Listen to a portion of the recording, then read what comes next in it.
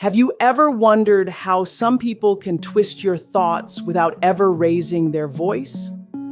How they make you doubt your own memory, your own feelings, even your own reality? It's not magic, and it's not coincidence.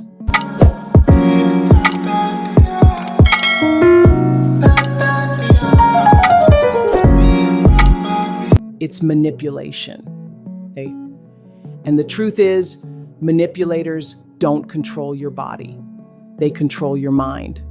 Wait, manipulation is one of the most subtle and dangerous forms of psychological control. It doesn't happen overnight. It begins with small, carefully placed seeds, words designed to shape how you think, how you feel, and eventually how you behave. Most manipulators don't use force or threats.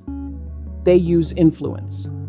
They use guilt, flattery, fear, and confusion to guide your emotions until you start questioning yourself instead of them. Think about it. Have you ever been in a situation where you felt guilty for something you didn't even do wrong? Or found yourself apologizing to someone even though they were the one who hurt you? That's what happens when someone gets inside your head. Manipulators don't just lie to you, they make you lie to yourself.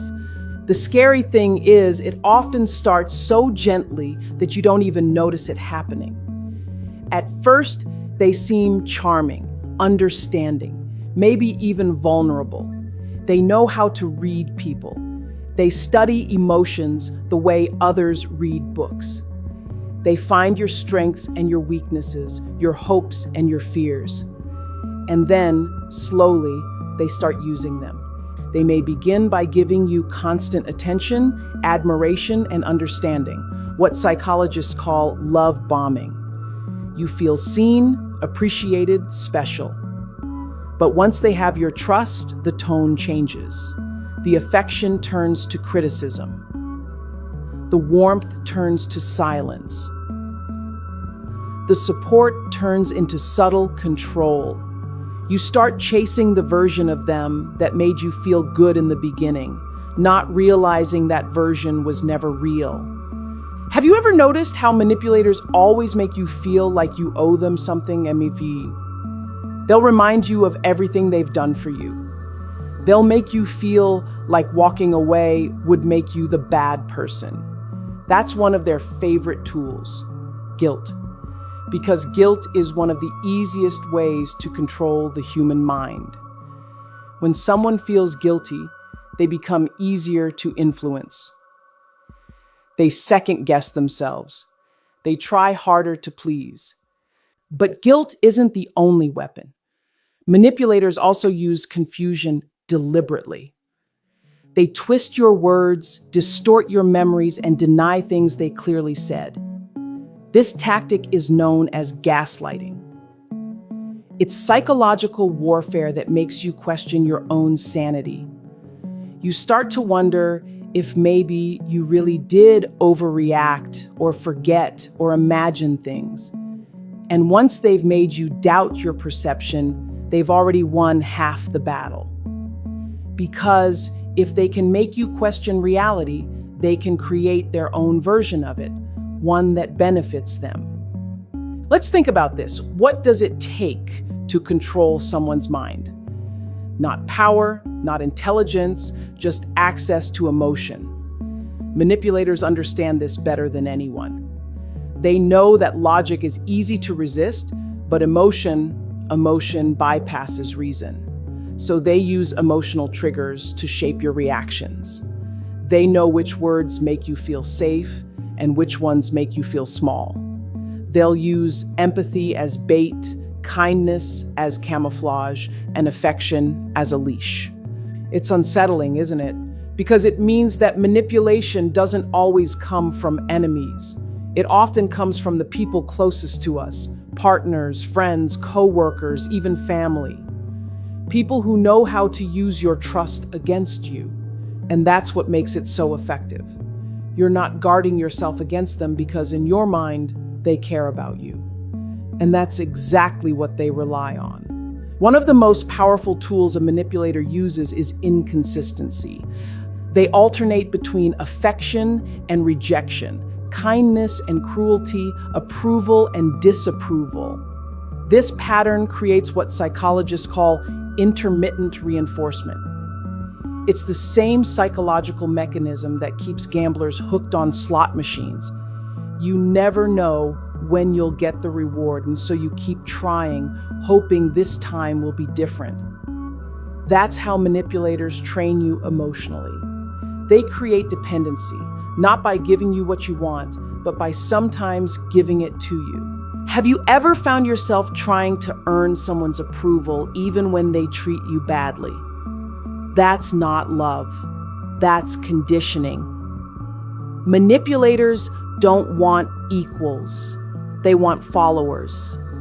They reshape your reality until your emotions revolve around them.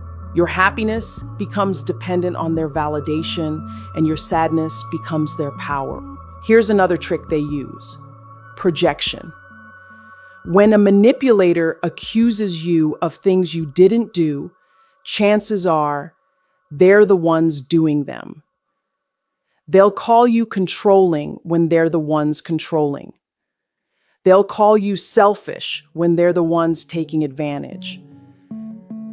By turning the focus on you, they avoid accountability and make you defend yourself instead of questioning them. It's a mental smokescreen, one that keeps you off balance. And once you're off balance, they take control. So, because manipulation thrives in uncertainty. When you're confused, you look for guidance. When you're unsure, you seek reassurance. And who's there to provide it? The manipulator. The same person who created the confusion in the first place. It's a cycle, one designed to break your confidence while deepening your dependency. But why does it work?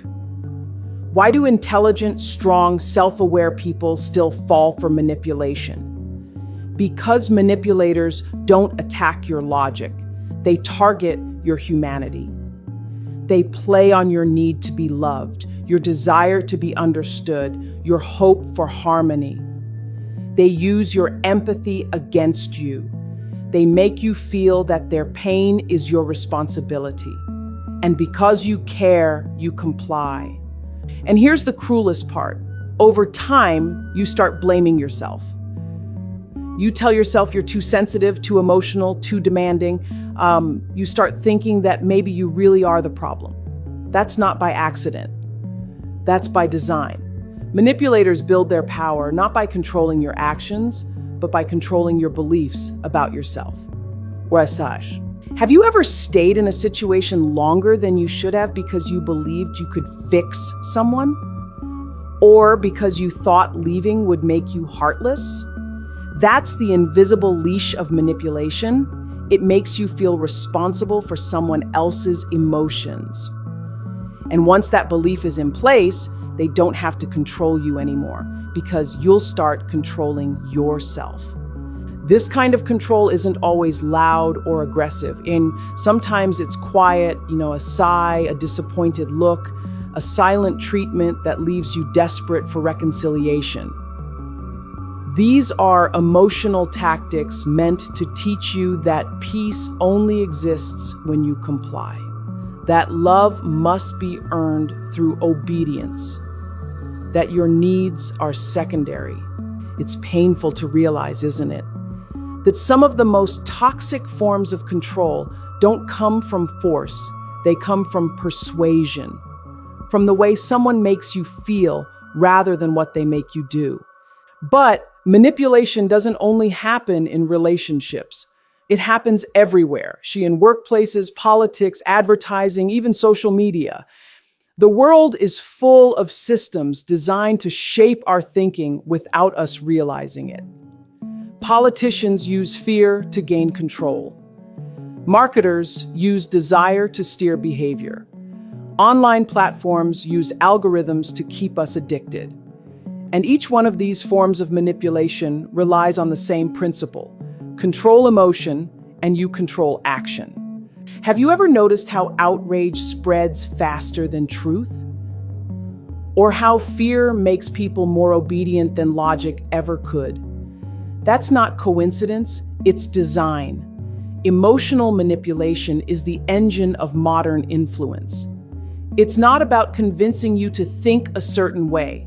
It's about making you feel a certain way until you start thinking differently on your own. And once again, it all comes down to awareness. The moment you start seeing manipulation for what it is, it loses its power. The moment you pause and ask, why am I feeling this way? Who benefits from my reaction? That's when the spell begins to break. The truth is, manipulators only succeed when you stop trusting yourself. That's their real goal, to disconnect you from your intuition, your logic, your sense of self. Because a person who doubts their own mind is easy to control. But a person who trusts their perception, who asks questions, who notices patterns, that person can't be easily deceived. So how do we protect ourselves? Not by becoming cynical or cold, but by learning to pause before reacting. By recognizing emotional hooks. By remembering that guilt isn't proof of wrongdoing. That fear isn't always a warning. Sometimes it's a leash. And maybe most importantly, by understanding that real love, real friendship, real leadership never demands the surrender of your mind. Anyone who truly cares for you will never make you feel small just to feel powerful.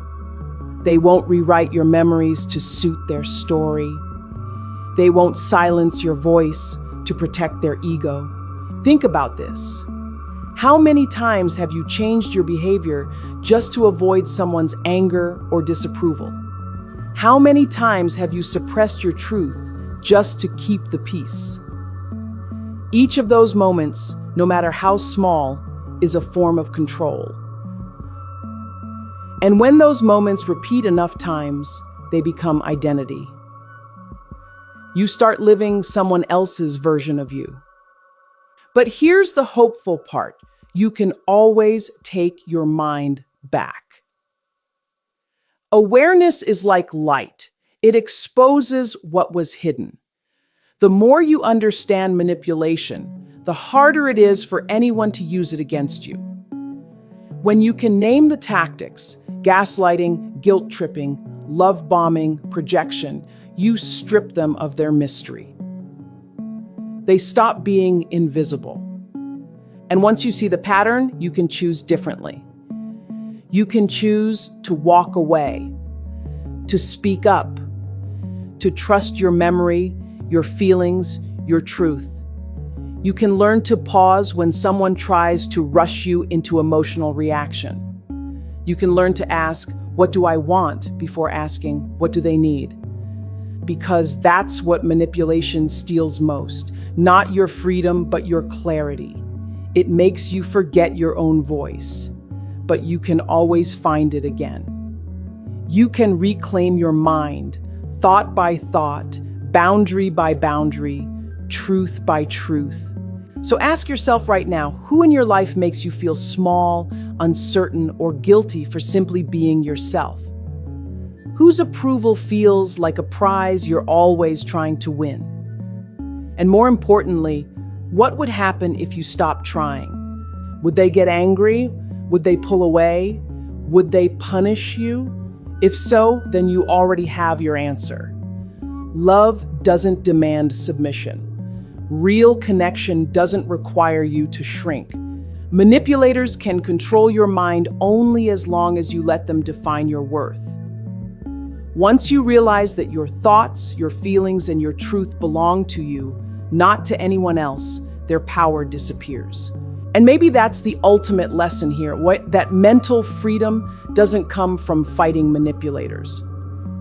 It comes from understanding them, seeing their tactics, their motives, their insecurities. Because every manipulator deep down is afraid of something to losing control.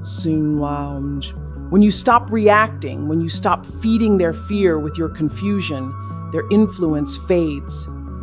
They lose the one thing they crave most, power. So the next time someone tries to twist your reality to make you doubt your worth, remember this: you don't owe anyone control over your mind.